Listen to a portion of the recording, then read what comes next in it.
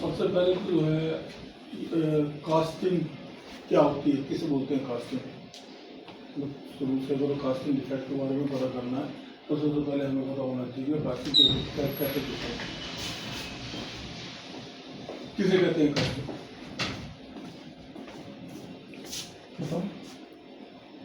Casting का sir, इसका sir शाब्दिक अर्थ है ढलाई। ढलाई यानी किसी, ढलाई कहते हैं। हाँ जी, ढलाई किसे कहते हैं? ढलाई जैसे किसी चीज़ की है, जैसे हारमोनियम ढलाई जैसे किसी सांचे या किसी में कर रहे हैं ना, मोल्ड की सहारे से। हाँ सही है, सही है। मतलब किसी मोल्ड के सहारे किसी रूम में उसको डालना, लिक्विड को सॉलिडिफाई करके किसी सांचे के द्वारा किसी भी शेप के अंदर डालते हैं, उसे कास्टिंग बोलते हैं, ढलाई बोलते हैं। उसे ढलाई बोलते हैं। ढलाई मेटल की नहीं होती, नॉन मेटल की होती है। खिलौने बनते हैं जो प्लास्टिक के खिलौने बनते हैं, सीधा है किसी भी लिक्विड वो भी एक तरीके से ढलाई है, ठीक है। उसको मतलब पहले पेस्ट बना लेते हैं, तो फिर जो है सांचे के अंदर डालते हैं, सुखाते हैं, तो उसके बाद जो है जो बनता है उसको ढलाई बोलते हैं। अब ये ढलाई शुरू कहाँ से हुई है?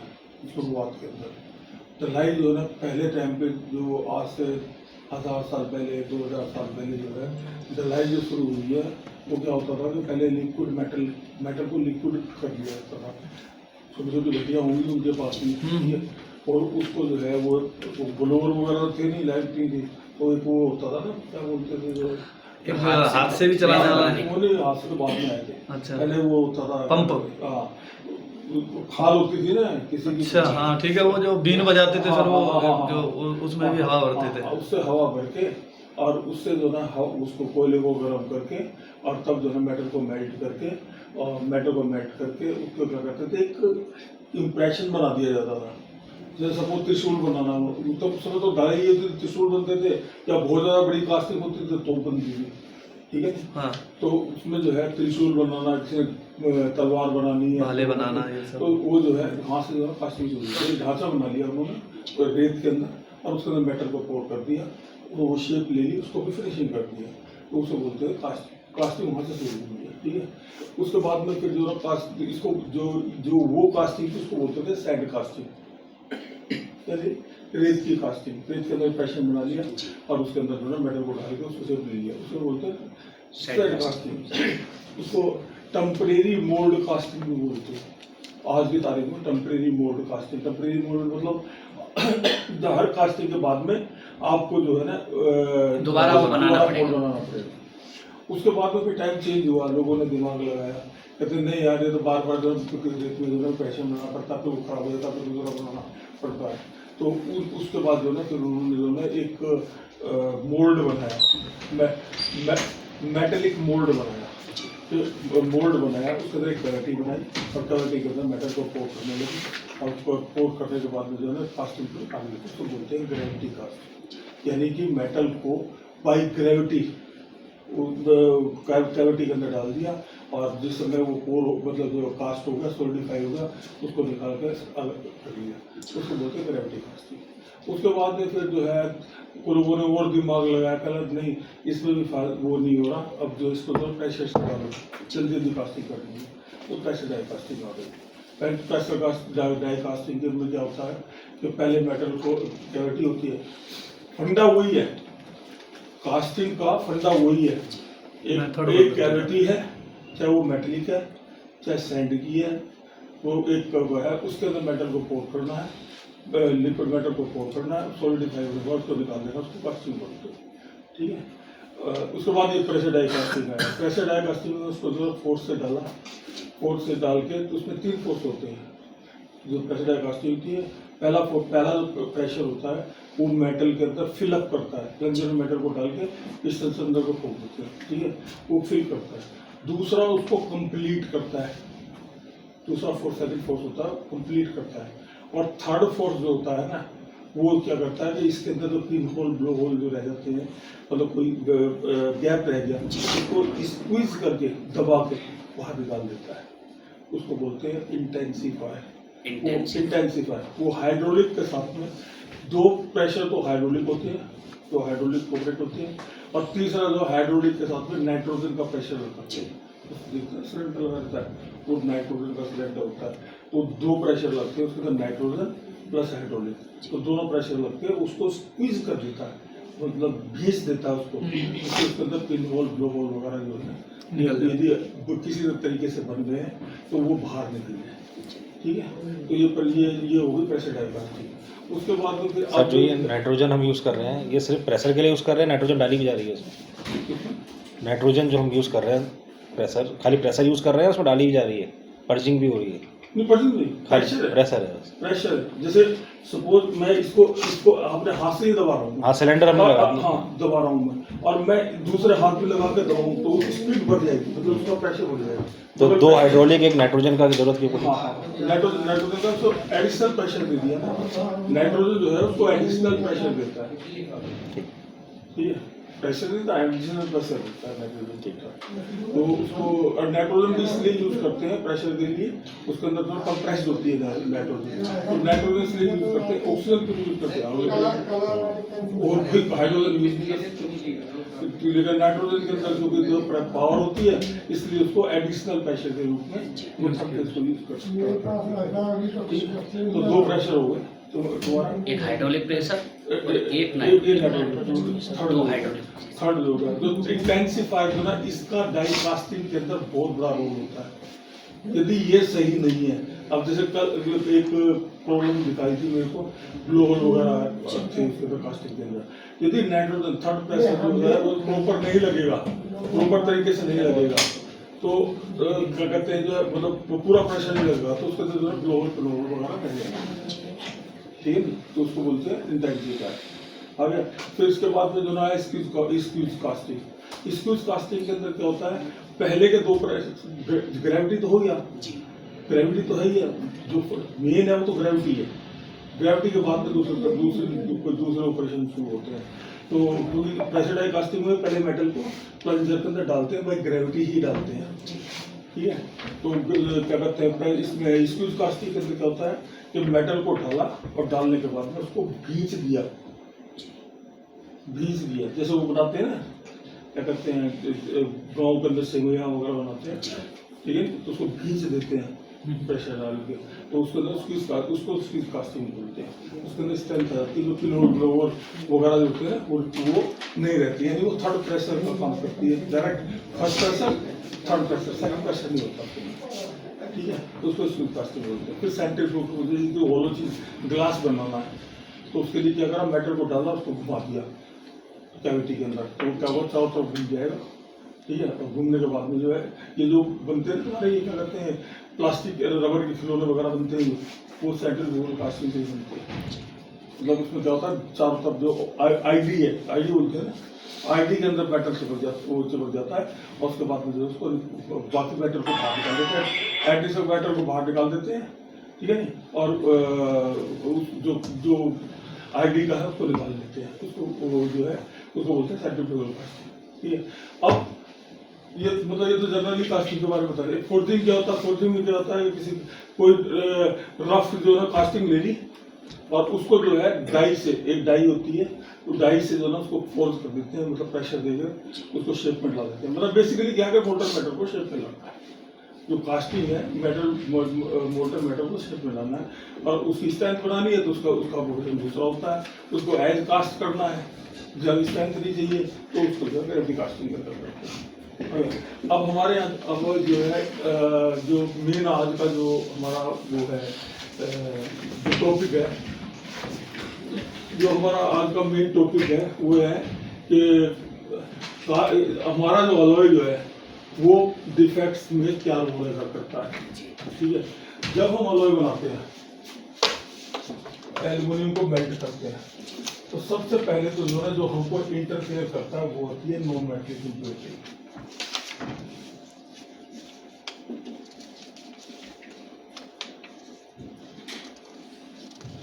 नॉन मेटलिक इम्प्योरिटीज वो हो गई जो कि या तो ऑक्साइड के फॉर्म में आती है, ठीक है, और या सॉलिड फॉर्म में, जब कोई कंकर गिर गई या कोई ब्रिज का टुकड़ा टूट गया, ठीक है, वो होती है नॉन मेटलिक इम्प्योरिटी जो इसको अफेक्ट करती है।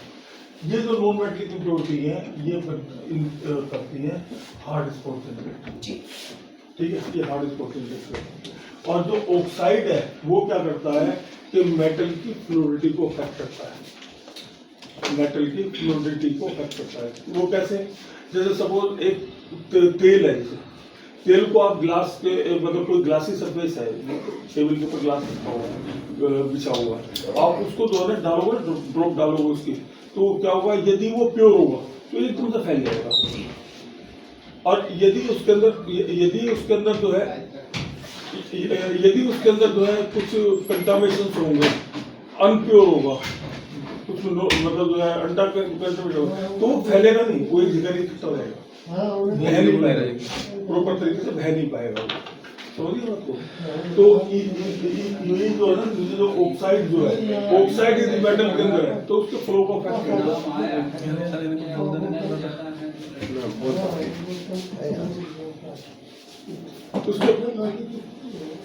उसके जो है फ्लो को अफेक्ट करेगा।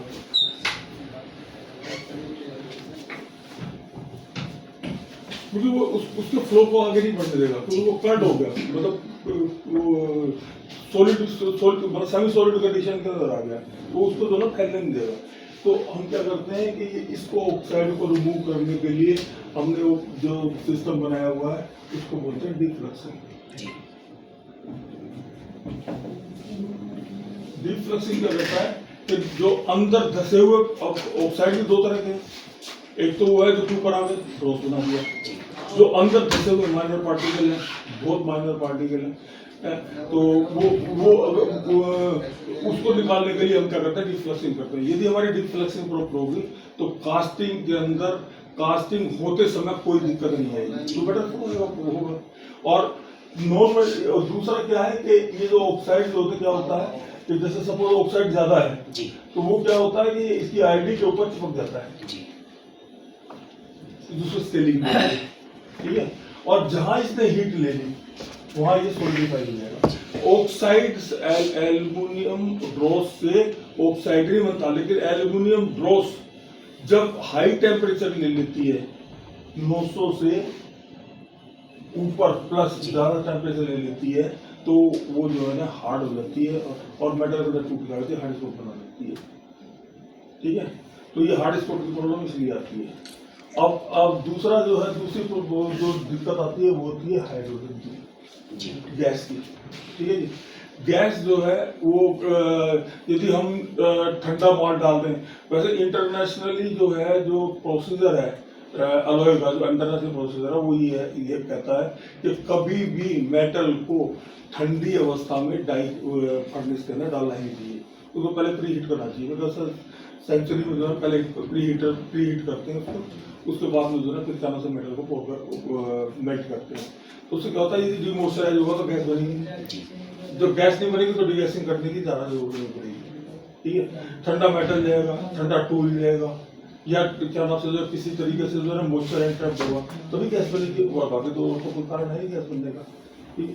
तो ये क्या करती है, अब मैंने कई बार मेरा डिस्कशन हुआ है, यदि मेटल के अंदर गैस है भी, हमारे अलॉय के अंदर यदि गैस है भी, ये मेरा अपना एक्सपीरियंस है, मतलब टेक्निकली पॉइंट नहीं, मेरा अपना एक्सपीरियंस है, यदि गैस है भी, तुमने यहाँ से गैस भेज दी किसी कंपनी के अंदर, तो यदि वो डिगैसिंग करते हैं या नहीं भी करते हैं, तो यदि थर्ड फेज जो है सही होगा तो गैस अपना बाहर निकल जाएगी, क्योंकि उसने स्क्वीज कर दिया किसी चीज को, दबा दिया, तो गैस तो अपना एयर वेंट वगैरह जो है वो क्या नाम से जो है एयर वेंट का गिरी होती है, इसलिए होता है जिससे क्या नाम से गैस जो है इसके अंदर बाहर निकल जाए। यदि गैस है भी तो भी क्या नाम से जो है यदि थर्ड पेज से लगेगा तो कई बार क्या होता है, डॉक्टर में मेरे पास फोन आते हैं, सर वो वाला ही प्रॉब्लम है, क्या करें, तो मतलब थर्ड पेज को बढ़ा दो, मतलब इसका मतलब जो प्रेशर जो थर्ड पेज जो प्रेशर जो है वो पूरी तरीके से स्क्वीज नहीं कर रहा है, स्क्वीज नहीं कर रहा तो गैस बनेगी, ठीक है। अगर तुमने पूरी तरह से दबा दिया किसी चीज को तो गैस बन जाएगी, ठीक है। तो ज्यादातर जो है जो प्रॉब्लम आती है ना डाई कास्टिंग में, जो गैस की प्रॉब्लम आती है, वो जो मेरा अपना किसी किताब में लिखा, मेरा अपना एक्सपीरियंस है, या तो पानी टपक रहा है उसके अंदर, ठीक है, तो जो प्लंजर है ना, प्लंजर में तो पानी टपक रहा है, तो वो आपने मेटल डाल दिया, मेटल के साथ में मॉइस्चर जो अंदर इंटैप्ट हो गया तो गैस बनाएगा। दूसरा क्या होता है कि जो कल वाली प्रॉब्लम की बात कर रहा हूँ, ये प्लंजर है जी ये पिस्टन है जी आपने इसके अंदर यहाँ मेटल डाला, ठीक है मेटल ये आ गया मेटल, जी ठीक है।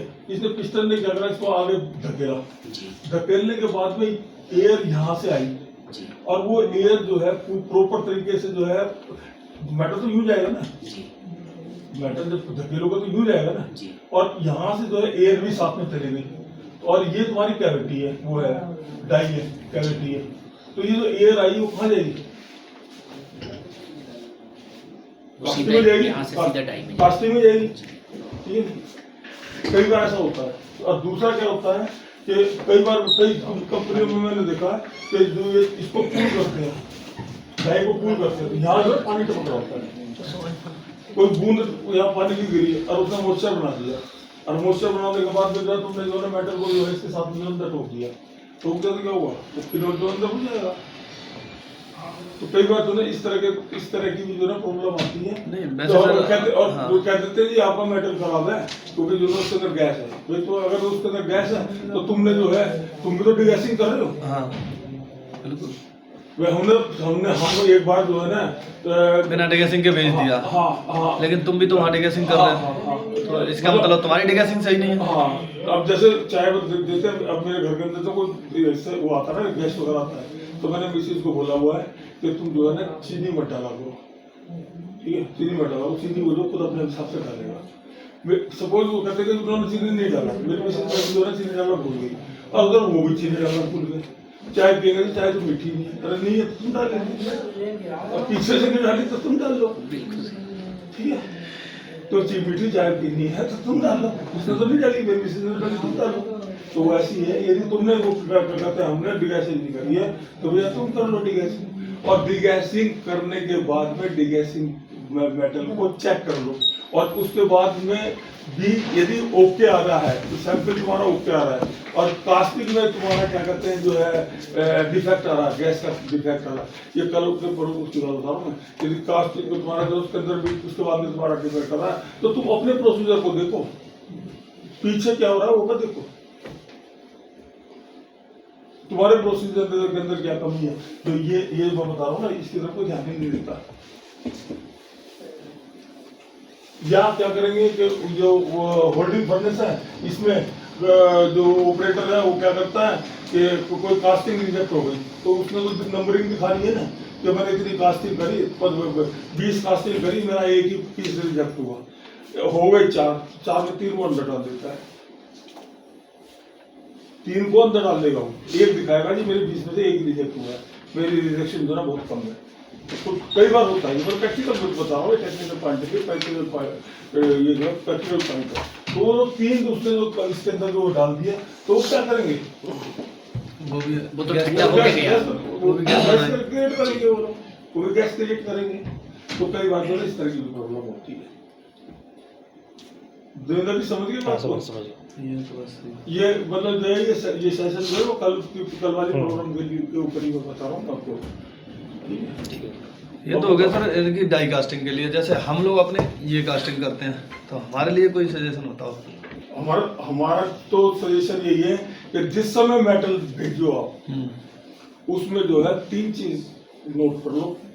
नंबर 1 केमोल टेस्ट, ज्यादा कर सकते हो तो बैंड टेस्ट जो आपको बताएगा कि मेटल की फ्लूइडिटी क्या होगी। बैंड टेस्ट जो फ्रैक्चर टेस्ट करते हैं ना हम लोग, तो उसके अंदर ये फ्रैक्चर टेस्ट होता है ना, ये फ्रैक्चर टेस्ट होता है जो इसको जो ना धीरे धीरे करके हैमर करते हैं, यहाँ से लगा के धीरे धीरे हैमर करते हैं, ये कितना मुड़ के टूट रहा है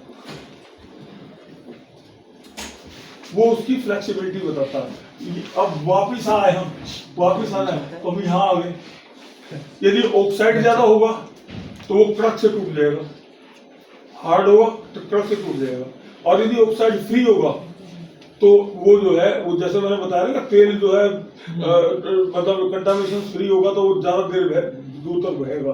रबड़ देखो, रबड़ एक काली रबड़ होती है, एक वैसे रबड़ होती है जो जिंदगी लगाती है ना। काली रबड़ को थोड़ा सा खींचो टूट जाएगी, वो सेकंड ग्रेड होती है, उसमें मिक्सिंग की होती है।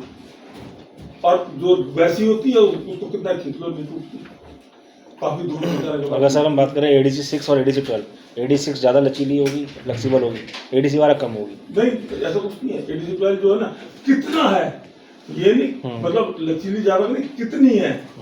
कई बार क्या होता है, कई सैंपलों को मैंने देखा है कि आप जो है ना उसको लो और जरा सा हैमर करो, टूट जाती, सिल्ली टूट जाती है। सिल्ली को जो है, सिल्ली है वो जबरदस्ती तोड़ो, वो सिल्ली सही है। और एक हल्का सा झटका मार कर तो टूट गई तो सिल्ली तो हार्ड है। नहीं सर, ADC 6 की तोड़ेंगे ADC 6 की तो थोड़ी तो लचीली वो होती है। टूटेंगे नहीं सर, वो तो लचीली है, वो टाइम लेती है। सर तो ADC 6 की भी बात कर रहा हूँ मैं, यदि उसके अंदर कंटामिनेशन होंगे ना तो कड़क से टूट जाएगी। इतनी आसानी से नहीं टूटती है सर। नहीं सही कह रहे हैं, अगर इम्प्योरिटी है तो जल्दी टूट जाएगी। हमारी सही बनती है, इसलिए दिक्कत नहीं रहती। हाँ वो तो ठीक है। अगर उसके अंदर कंटामिनेशन होंगे ना, ऑक्साइड्स होंगे तो जल्दी टूट जाएगी। नहीं तो ADC 12 सर, ADC 12 में क्या है, सिलिकॉन रहता है ना, वो भी तो उसको सॉलिडिफाई करता है, तो उस सिलिकॉन की वजह से जल्दी टूटती है। नहीं किसने बोल दिया, LM60 तोड़ के दिखा दो।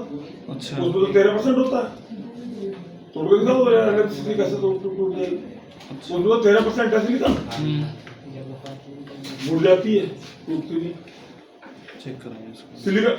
सिलिकॉन जो टूटने का रोल नहीं है, सिलिकॉन के साथ में जो दूसरा मेटल इंटरफेयर कर रहा है उसको, और उसने हार्ड कर दिया तो टूट जाएगी। जो प्योर एल्यूमिनियम से सिलिकॉन डाल के LM6 बनाओगे तो आप उसको बिल्कुल ऐसे कपड़े सैंपल ऐसे बैंड कर दो, टूटेगी नहीं। हम जो है उसकी 17% 19% का जो है ना सिलिकॉन का अलॉय बनाते थे, क्रिस्टल अलॉय, उसको मोड़ देते तो टूटता ही नहीं बनता ना। एक बार करेंगे इसको, है ना, ठीक है। वो टूटता ही नहीं था। 19% का बनाते थे हम लोग, तो क्या था, टूटता था, मुड़ जाता था। लेकिन सर कौन सा अलग होता है? नॉन मेटलिक इम्प्योरिटी है, यदि नॉन मेटलिक इम्प्योरिटी है तो टूट जाएगा।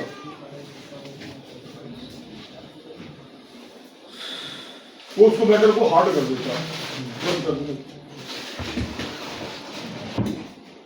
सर हमने किसी डाई कास्टर को मटेरियल दिया, वहाँ जाने के बाद वो उसको अपने उसमें मेल्ट करने के बाद उसमें नीचे ढीमा बन जाता है। हाँ, स्लग उसकी कोठाली में, स्लग। वो क्या रीजन है?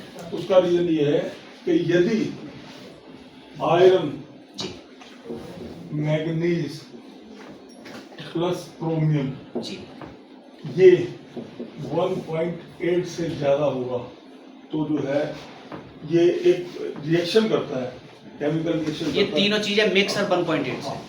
ये बोलते हैं 1 Fe, 2 Mn जी। और 3 Cr। ठीक है, ये फॉर्मूला है इसका फ्लक्स का, स्लज का। यदि ये मिलके 1.8 से ज्यादा हो जाएगा तो स्लज बन जाएगा। इसके अंदर कोगुलेशन रिएक्शन होती है, जो कोगुलेट होके ऑक्साइड फॉर्म में चेंज हो जाता है। ये मेटल नहीं रहता, ऑक्साइड फॉर्म में हो जाता है। ऑक्साइड फॉर्म में होके हैवी बन जाता है और हैवी बनके नीचे आके इकट्ठा हो जाता है। इसको टेस्ट नहीं किया सकता, मेटल है ही नहीं। अभी क्या हम लोग से प्रॉब्लम से जूझ रहे हैं, जो हमारा इनकट निकलता है ना, कई बार बीच में जो निकलता था पहले, उसमें शार्पेज ज़्यादा आती है। चिप्स ज़्यादा बनती हैं क्या? ऊपर सरफेस के ऊपर साइड में हाँ में निकली इस तरीके से, ऐसे ही है मतलब ये जो साइड में हाँ। इसको फिल्म बोलते हैं, फिर फिर बोलते हैं। ये और यदि आप ओवरफ्लो कर दोगे ना, उसको मेटल को ज्यादा डाल दोगे तो फिर बनना पड़ेगा। उसके लिए क्या कर सकते उसके लिए मतलब जो है या उसके अंदर जो ना सबसे बेस्ट तरीका है कि जो स्पीड उसकी है ना, क्या कहते हैं, कन्वेयर की स्पीड है, उसको जो है रिड्यूस कर दो, फिर बनना बंद हो जाएगा। क्योंकि इसकी कन्वेयर की स्पीड और मेटल को पोरिंग, इसको दोनों को सिंक्रोनाइज करना पड़ता है, पहला तरीका। दूसरा क्या है, वो फिर मैंने जो बताया था कि बीच में जो है ना फर्नेस और कन्वेयर के बीच में एक स्पॉकेट होती है जो कि उसकी स्पीड को कंट्रोल करे, और कन्वेयर पे जो मैटर जा रहा है ना, कन्वेयर पे जो मैटर जा रहा है उसकी स्पीड सेम रहती है। और उसका कई तरीके हैं, मेरे पास काफ़ी वीडियो आई हैं, बाहर से भी वीडियो आई हैं, उन्होंने अलग अलग तरीके बनाए हुए हैं। स्टॉपर लगा रखा है किसी ने बैरियर लगा रखा है, किसी ने कुछ कर रखा है, कुछ कर रखा है। हाँ, नालियों में रहता है ताकि अगर माल ज्यादा आ जाए तो नाली में वही स्टोर रोक लेगा, आगे नहीं बढ़ेगा। आगे उतना ही चलेगा जितना हमें जरूरत है। उससे क्या है कि सबसे बड़ा बेनिफिट होगा कि जितने भी इनगट बनाओगे सबका वेट सेम होगा, और ये फिल्म बनना तो बंद ही हो जाएगी। और पूछो तुम्हारे क्या कर और डबल इनगट कई बार ज़्यादा बनती है स्कीमिंग के समय, डबल इनगट 2 लेयर, 2 लेयर, हाँ लेयर बन जाती 2 है। लेयर। और लेयर भी इसलिए बनती है क्या नाम से, पहले मेटल आया वो सॉलिडिफाई हो गया, फिर उसके बाद तो ऊपर से वो मेटल आया वो सॉलिडिफाई, तो दोनों जो मिलते हैं दूसरे गैप को बना देते हैं, लेयर बना देते हैं। एक लेयर तो पहले सॉलिड हो गई और उसके एक ऊपर लेयर। स्कीमिंग कर दिया, एक लेयर और होगी जाती ये इसमें जो है ना, यदि डाई कास्टिंग एरिया के अंदर यदि इस तरह की प्रॉब्लम आ रही है तो वो हमारी प्रॉब्लम नहीं है, वो डाई कास्टर्स की प्रॉब्लम है। वो थोपता है अलॉय पे, वो ज़्यादातर अलॉय के ऊपर थोपता है। उससे बोलोगे भैया तुम जब कास्टिंग करो तो प्री कास्ट इंस्पेक्शन करो ना, कास्टिंग से पहले इंस्पेक्शन करो, गैस चेक करनी है, फ्रैक्चर चेक करना है तो उस तरह तुम चेक करो पहले। यदि वहाँ फेलियर है तो कास्टिंग क्यों अलाउ कर रहे हो? कई बार क्या होता है, अच्छा इसके अंदर भी क्या होता है, हम लोग जैसे कि इस तरह का डिफेक्ट आता है ना, तो कई चीजें जो है मेजर करते हैं। अभी जैसे 4-5 दिन पहले बात है, ग्रेविटी कास्टिंग का एक बहुत बड़ा कंपोनेंट बन रहा है इलेक्ट्रिसिटी का, उसका इसमें क्या बोलते हैं, किसी कंपनी खरीदा नाम नहीं लिखा, तो बन रहा है, तो उसमें एक ही जगह श्रिंकेज आ रहा है, श्रिंकेज आ रहा। तो मैं वहाँ खड़ा हुआ, मैंने कहा भाई क्या क्या कर दिया कि मैं कहा एक काम करो, तो जहाँ पर श्रिंकेज आ रहा है ना उसको जो है ग्राइंड कर दो, वहाँ से उसको वहाँ से ग्राइंड कर दो, ग्राइंड कर अब तक उसके बाद कास्टिंग करो। उन्होंने वहाँ से ग्राइंड कर दिया, ग्राइंड करने के बाद कास्टिंग की चौक आ गई, तो सही हो गया। हमारे यहाँ भी पहले पीछे हाँ, वाइट सही हो वाइट। गया। अब वहाँ क्या था कि उन्होंने जो डाइकोट लगाया था ना, तो उस पर्टिकुलर जगह पे स्केलिंग हो गई, डाइकोट की मोटी परत हो गई, मोटी परत हो गई। वहाँ जहाँ मोटी परत हो गई वहाँ जो है चिल नहीं आ रहा था, चिलिंग नहीं हो रही थी, देर में चिलिंग हो रही थी, तो वो क्या करता था, सिंक कर जाता था, तो वहाँ चिलिंग तो बंद हो गया। फिर वो आगे खड़े हो गए, वो जो ओनर थे, वो कहते सर इसका कोई परमानेंट सोल्यूशन बताओ, ये तो आपने बता दिया, 12 फोटा दे देंगे, तो चिल लगा दो, कहते वो क्या कोपर का टुकड़ा लगा दिया, जो मेटल लाया, मेटल लगाने के बाद सबसे पहले यही ठंडा करेगा वो, जो यहाँ पर सबसे पहले ठंडा हो जाएगा तो क्या सिर के जाने का खत्म हो। मतलब क्या है कि कहाँ क्या प्रॉब्लम है, क्या मतलब जो है उसको कैसे वो करना है। फाउंड्री जो है इंजीनियरिंग नहीं है, इसमें डायमेंशन चेक करनी है, इसमें तो एक्सपीरियंस है कि भैया ये आ रहा है तो इसका कारण ये हो सकता है, फट तुरंत मतलब जो कहते हैं समझ लो क्या पता ग्रेविटी कास्टिंग होती है, तुरंत एक्शन लिया, तुरंत हो गया, ठीक हो गया। जैसे ऑक्साइड आता था बीच में यहाँ पे फ्रैक्चर टेस्ट में, उसके लिए हमने एक्शन लिए थे, हाँ टेम्परेचर लिया था, टेम्परेचर लिया, डेसिंग को भी वो किया, हाँ तो उसके बाद सही आने लगा। वाइट सा आता था ना बीम पर। बिल्कुल।